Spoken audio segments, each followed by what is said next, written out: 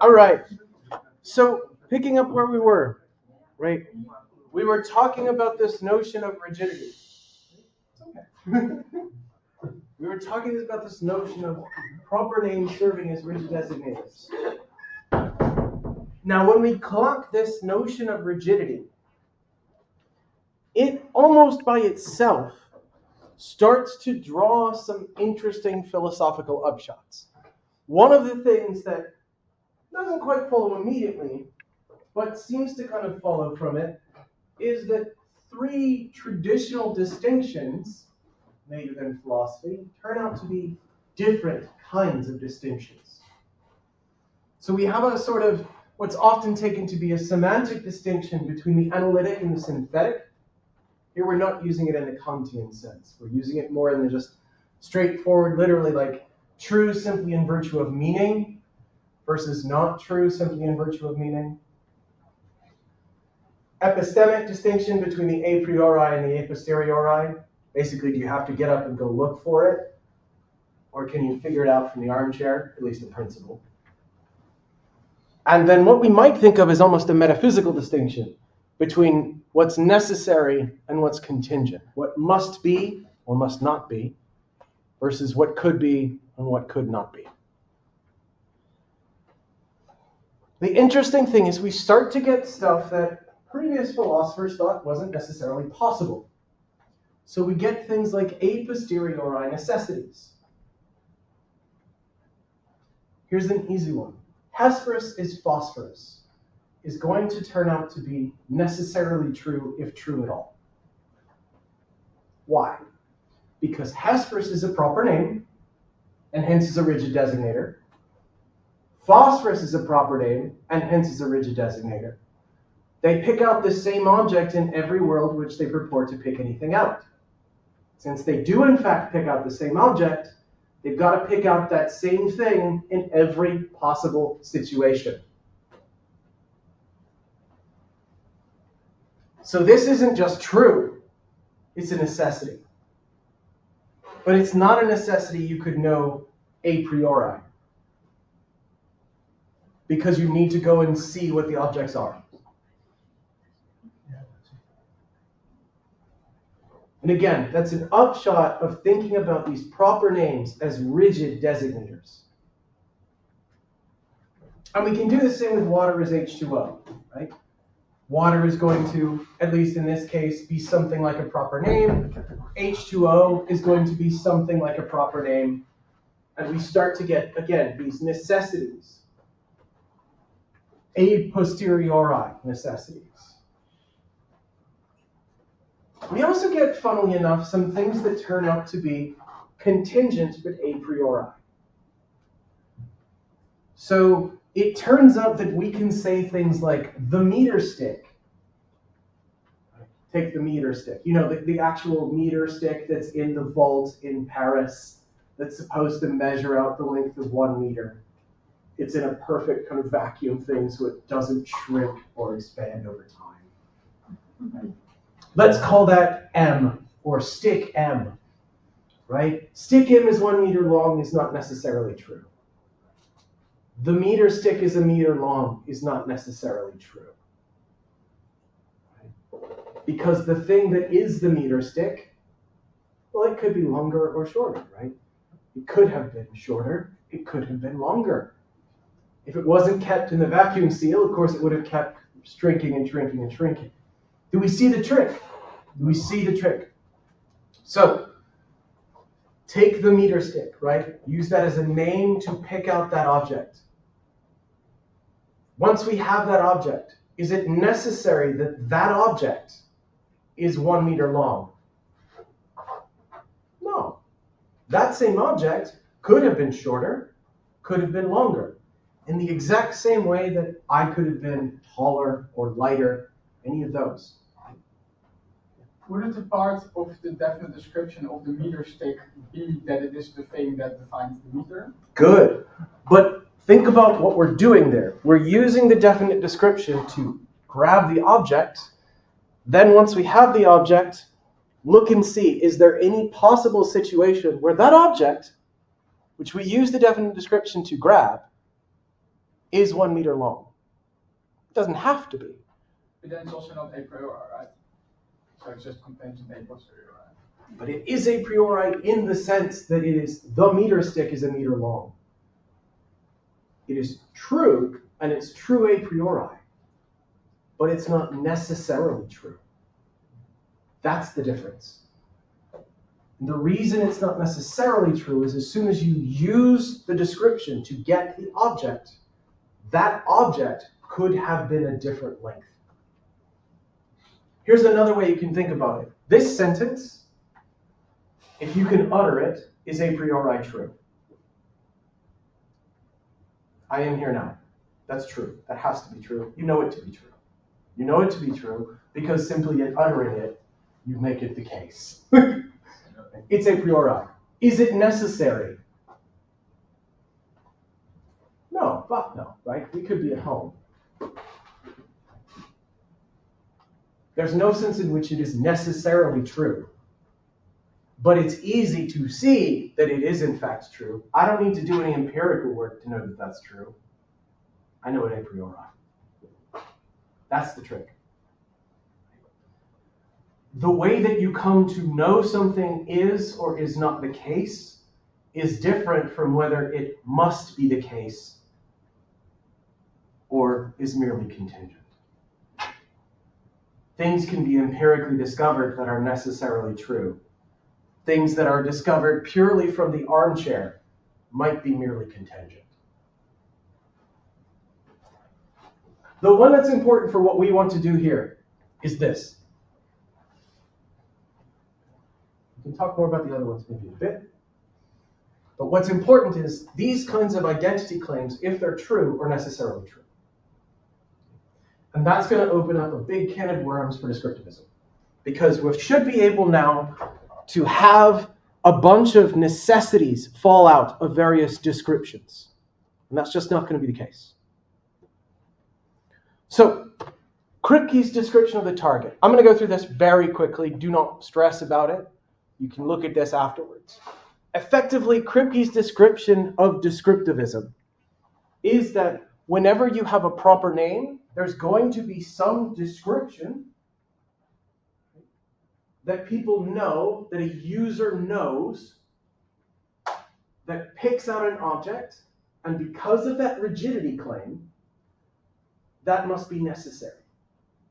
Satisfying that description must be necessary. The thing that's named is the thing that satisfies the description. The description must be known, and the properties picked out by the description must be necessary. Every one of those is going to turn out to be false. So, why is it not the case that the description is known? We talked about this 2 years ago. The knowledge argument. Consider Joe, who only knows that Feynman is a famous physicist. He has no definite description to pick out Feynman. He still can say things using the name. Meaningfully. He can say true things. He can say false things. But importantly, he can use the name. But he does not know a definite description associated with the name. That should be impossible, according to descriptivist theory. Because to know the meaning of the name, to know it picks out that guy, requires grasping, in some sense, either the mode of presentation or the embedded propositional function that is the definite description. So, to go back, that means in this detailed description, which again I'm not going to spend a lot of time on, points 2, 4, and 5 turn out to be false. Again, the knowledge argument is many users, in fact, probably most users, can use names despite not having any definite description associated with the name. Okay, so there's our knowledge argument. We can fail to know the embedded definite description / mode of presentation. That's okay. The next one is the modal argument. The modal argument is effectively the properties in the description aren't necessary. Take Aristotle. However you want to unpack the properties there, in order for it to be a definite description, it's going to include various properties that presumably lots of other things could also instance. Greek, philosopher. But let's take some exciting ones, like the teacher of Alexander the Great. Is it necessarily true that Alexander was taught by Aristotle? No, right? Maybe Alexander dies as a child and is not taught by anyone. Maybe Philip the Great, Alex's father, decides he would rather have, I don't know, some proper Athenian teach his kid rather than some yokel from Macedon. There's plenty of circumstances where Aristotle doesn't satisfy the definite description. But note, then that would mean that Aristotle isn't Aristotle. That don't make no sense.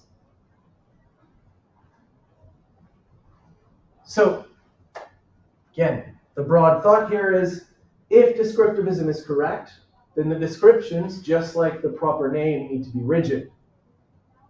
Most definite descriptions are not rigid. The tallest person in the room is a definite description. It does not rigidly pick out any one of us. So, looks like descriptivism's got a problem. Proper names are rigid designators. Encoded descriptions are not. Third one's the big one.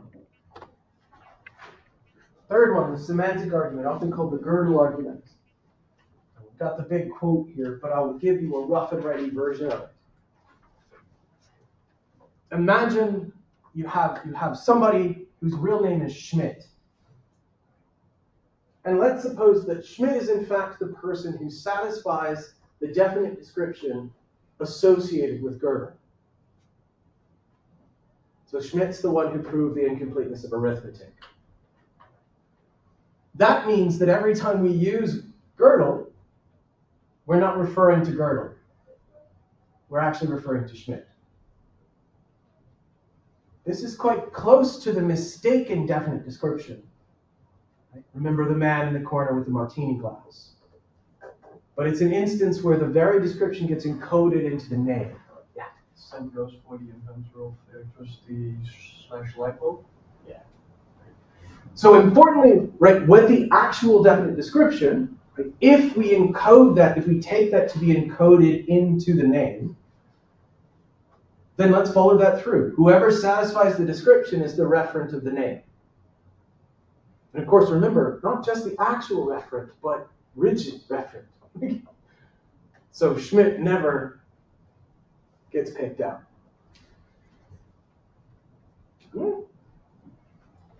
Again, the trick here, the semantic trick, is if the descriptions are the thing that settle who the referent of the name is, then you can have these cases. See, scary. You can have these cases where everyone's use of the name is wrong. And that's just horrifically wrong. Even to articulate it seems almost impossible. Because I would need to say that Gödel isn't Gödel. Gödel is Schmidt. But again, that first claim is on that same level of like, hey, Nixon couldn't be Nixon. Well, no, that doesn't make sense. Not if you're using them as names.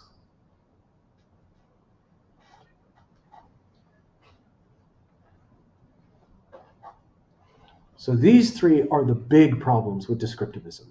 Note, it doesn't matter if we think that the descriptions are plugged into Phrygian senses or they're propositional functions. The problem here is it looks like the semantic function of proper names and the semantic functions of these descriptions come apart. Names behave in this rigid manner, and that entails some various claims. Right?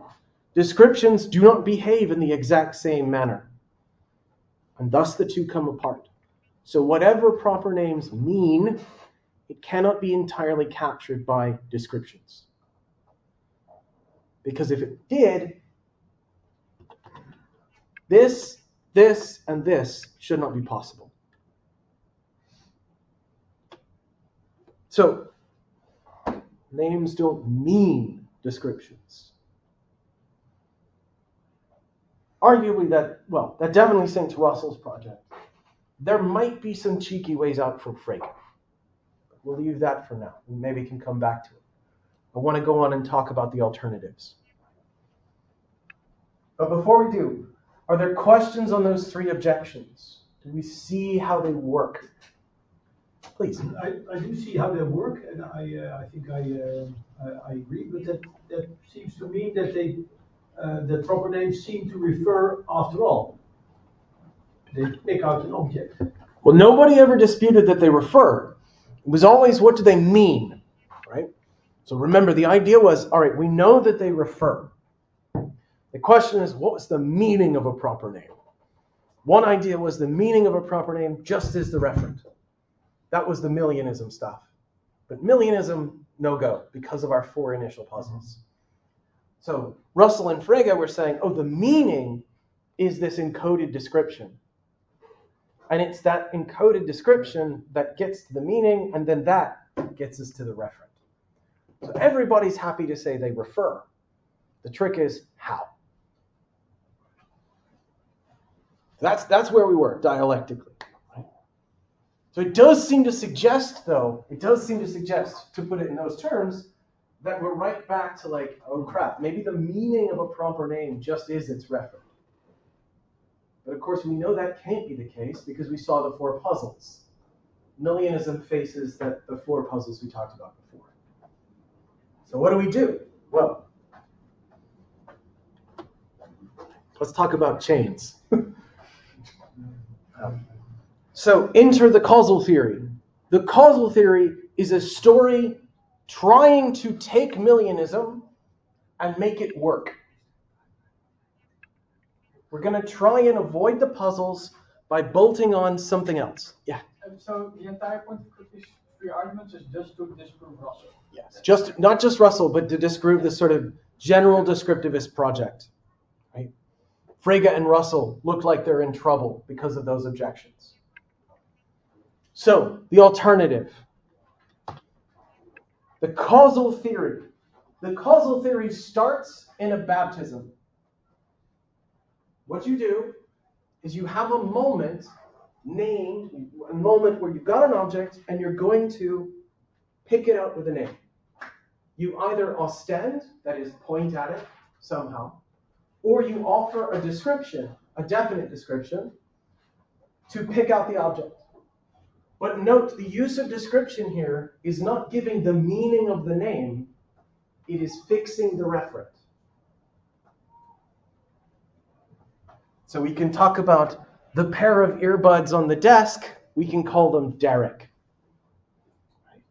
I use the description to fix the referent, but the meaning of Derek is not that description, that's just how we got to that thing. I could have also said, let's call those Derek, right? That's the sort of two ways we can pick out an object. Now that moment is a baptism, loaded in all of those heavy senses, right? That's the first use of the name, an association of that bit of language with that object. It will be witnessed by some people, even possibly just by the baptizer, but that still counts. And the baptizer will then go out into the world and use the name. Derek's sitting on the desk there. Derek's not very good. Derek runs out of battery all the time. But this doesn't work for the examples like Hesperus and Phosphorus, right? It does. It does. How would it work there? We use the definite descriptions to fix the referent. This first star we see in the morning, the last star, or the first star we see in the evening. Those fix the referent.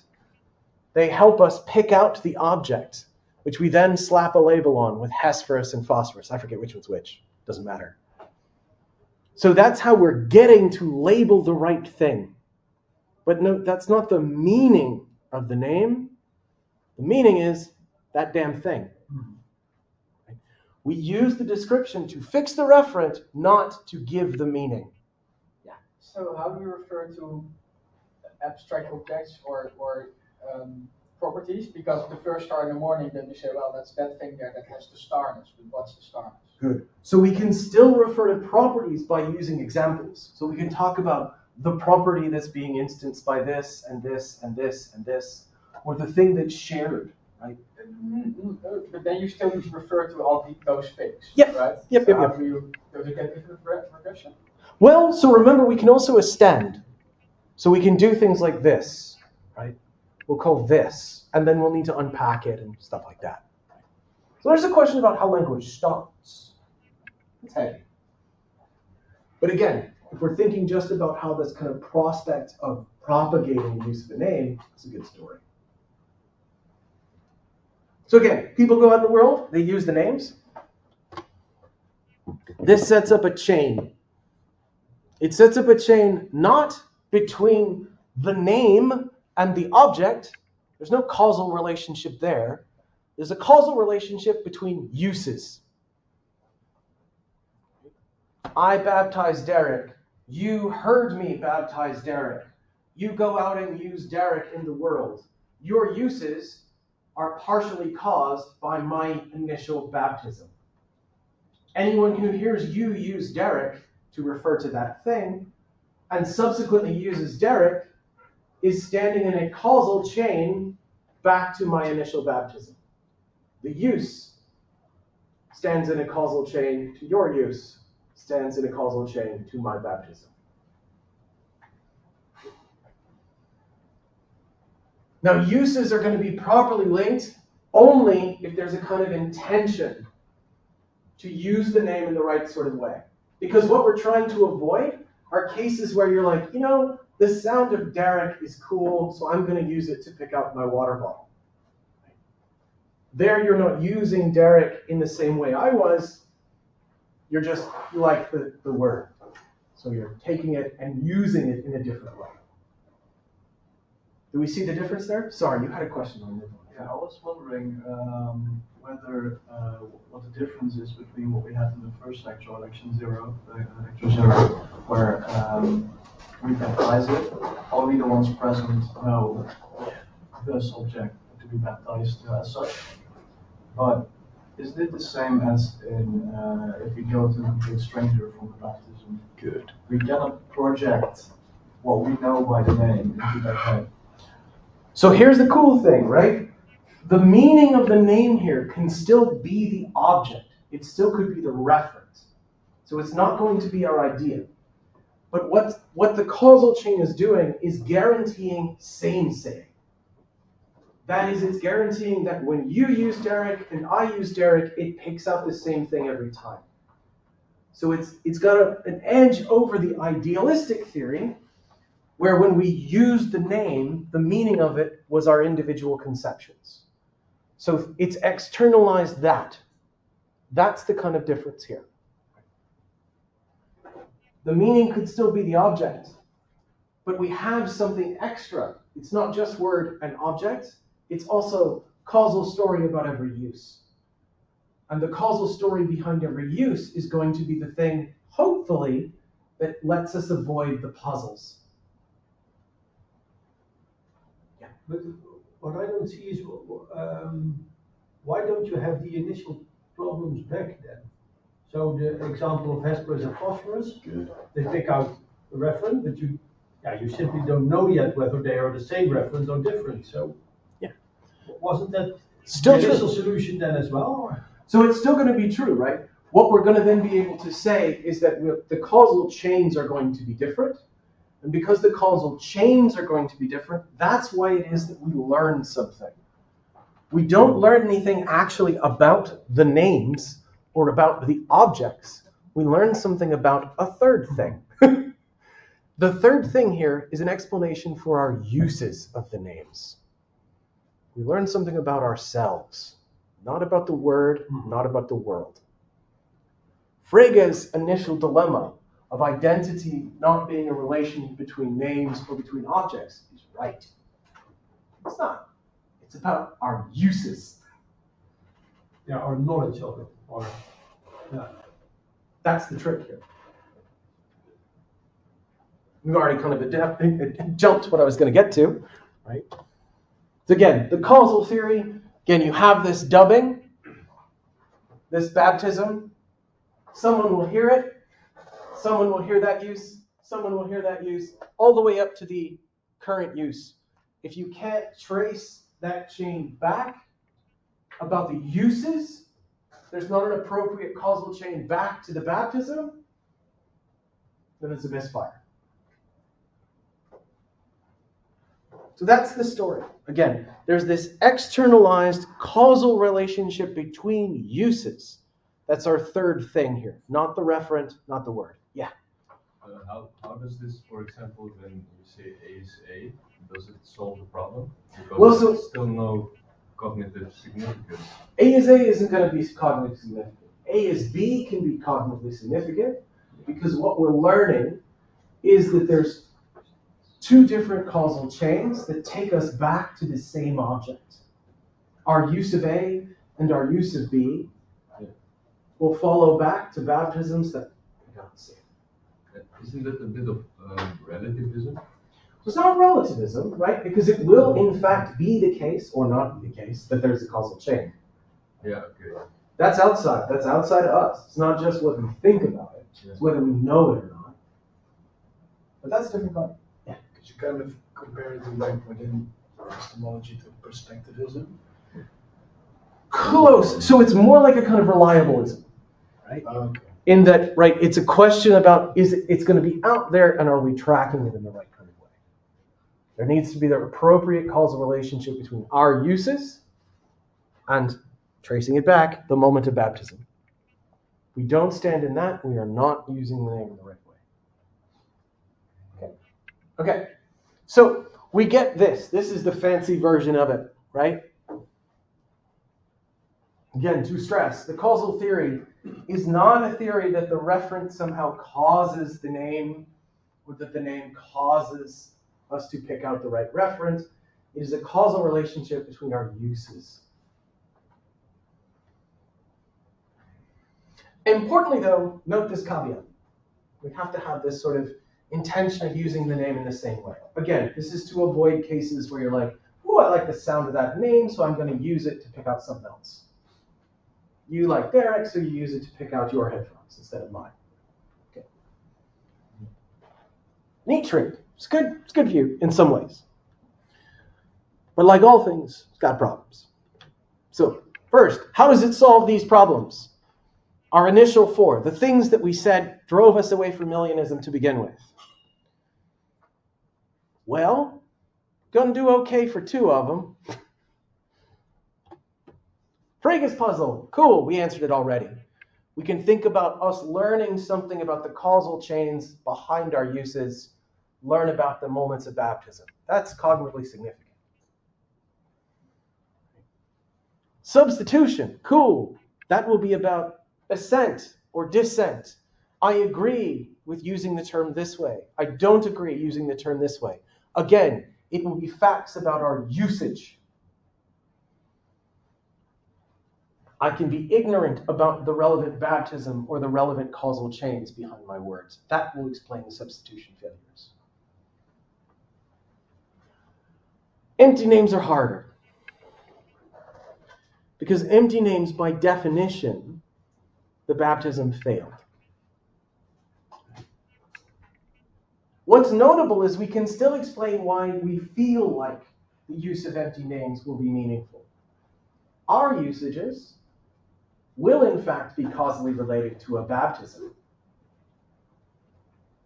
But the baptism is a failed one. Because there is no object that was baptized.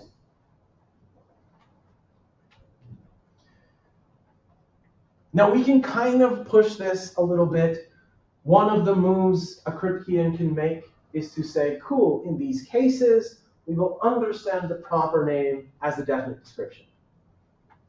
That is, we will remember, we can use definite descriptions to fix the reference in the moment of baptism. So that was the thing that failed.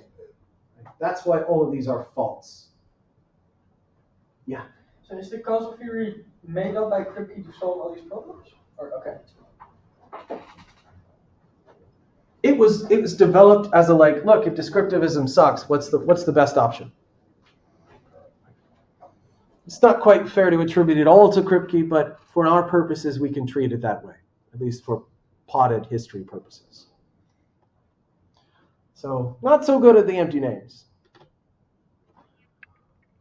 The really bad problem is we seem to allow for cases of inadvertent reference change. So this is easiest to think about as an instance, right? Evans, in fact, in one of the very early discussions of this, right after Kripke first presented the concepts, raises a case. So purportedly, the reason we came to call the island off the coast of Africa Madagascar is because Marco Polo made a mistake. In fact, according to legend, Madagascar was used to pick out a region of land that was on the mainland. But he screwed up. He misunderstood. He used it to refer to the island. Now, why does this matter? Well, he was using the name, and he intended to use the name as the same way as the people he got it from. Yeah? So, to go back a couple slides, he ticks these boxes. But he does not refer to the same thing. He refers to the island. Or at least if he doesn't, all of our uses are fucked up. This would not be a map of Madagascar. Isn't it just a new baptism paragraph? Cool. But if it's that, we're right back to the problem of not having same saying. Because if every instance is going to be a new baptism, every moment we make a mistake is a new baptism, we're now going to have causal chains generating all over the map. But that's the case, right? Like language changes. So, like even entire words are different. So the meanings can change, but of course, if we go that far, remember, if there's no same saying, there's no communicating. That was the problem with the idealistic conception. We need to have some kind of grounding, some kind of shared bit. And the problem here is that the shared bit don't seem to be doing the job.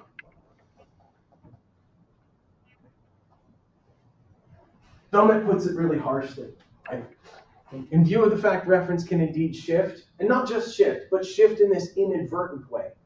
Right? He's intending to use it in the same way, but it's shifting to a different object. You've got to make a qualification, a successful intention to preserve reference, not just a mere intention. But of course, if it's a successful intention, well, then you've already just sort of baked it in. We're not doing anything actually by appealing to the intention. But why can't you then take the rigid description and fix it? We don't want the descriptions to necessarily be rigid. Oh yeah. Because the fact that we're picking out an object with a description doesn't mean that we've given a necessary feature of that object. Yeah. So that's the trick. This is a big problem for the causal theory.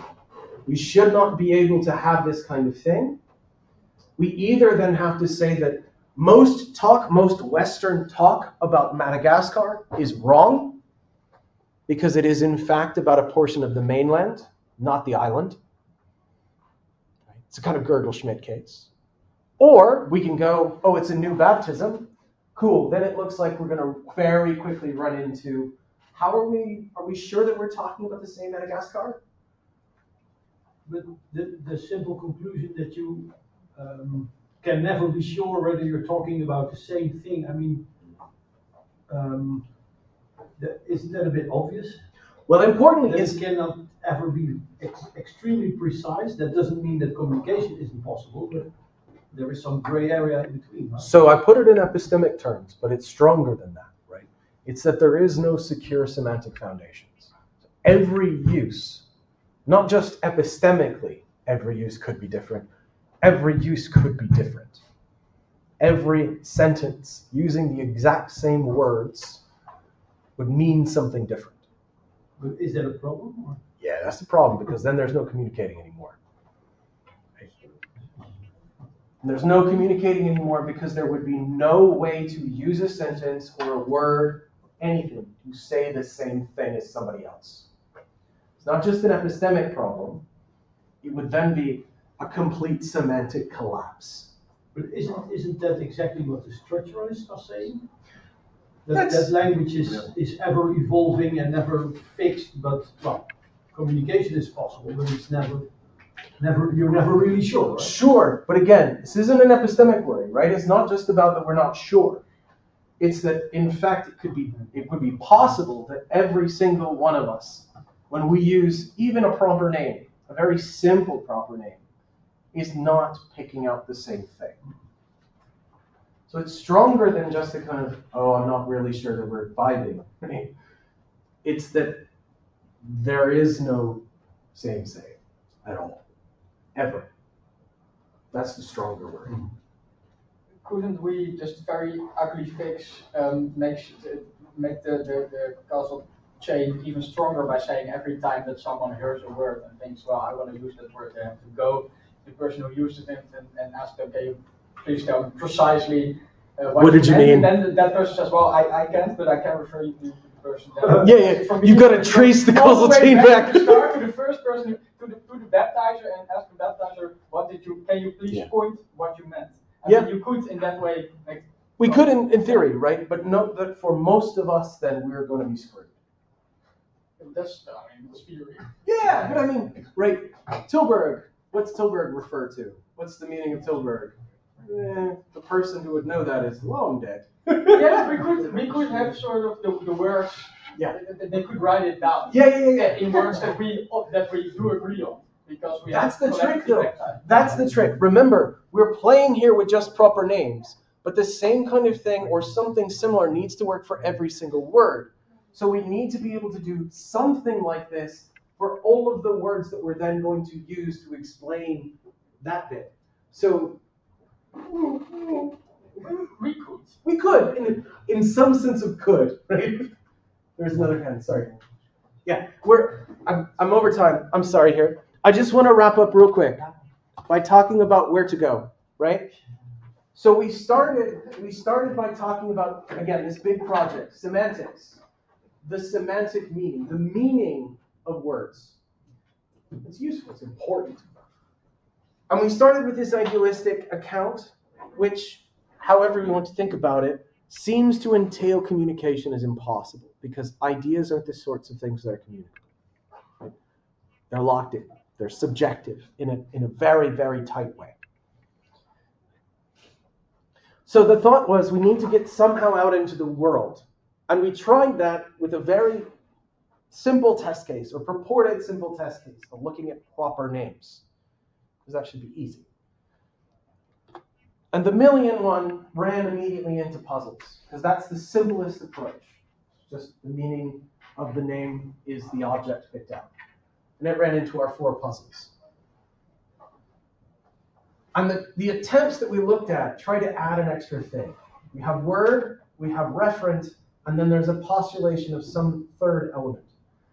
Either something that encodes a description to give the meaning, or we keep the reference's meaning and we add a causal chain to account for some of the puzzles.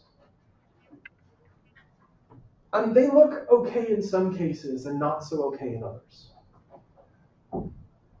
The upshot is that we know singular terms have meaning. We know they refer. But it doesn't look like there's a one-size-fits-all answer. And that's worrisome, because proper names were supposed to be the fucking easy test case. And that turns out to be hard enough. Who knows what we then want to say about things like verbs, predicates, How are we going to make sense of those? We know they have meaning, but what's the story going to look like? Now, this isn't to say, oh, ashes to ashes, all is dust, right? It's just that this is a hard puzzle. This is hard. Figuring out meaning turns out to be an incredibly difficult thing. Which one of these three theories do you think is the least problematic? That's beyond my pay grade. I'm just a content delivery bot. But importantly, okay, so what we're going to do next, right? We talked about semantics. We're going to move to a different aspect of language next. Importantly, there is no meeting next week. It's in 2 weeks' time. Okay? It's in 2 weeks' time. I'll be away next Friday. So our next meeting is on the 19th of September. What we're going to move to is talking about pragmatics. So have you guys done or heard anything about speech act theory? Has this come up at all in any others? Okay, good. So we're going to talk about that next. It's worth noting we have 2 readings for next class. One of them is this paper by Austin where it presents the very broad concept of speech act theory. And then there's a very cool paper from Ray Langton using speech act theory to talk about pornography and feminist theory. Really fun. It's worth reading. Importantly, this is, again, a slightly different aspect of language than what we've been doing. But no meeting next week. We'll see you in 2 weeks. Thanks for coming, guys.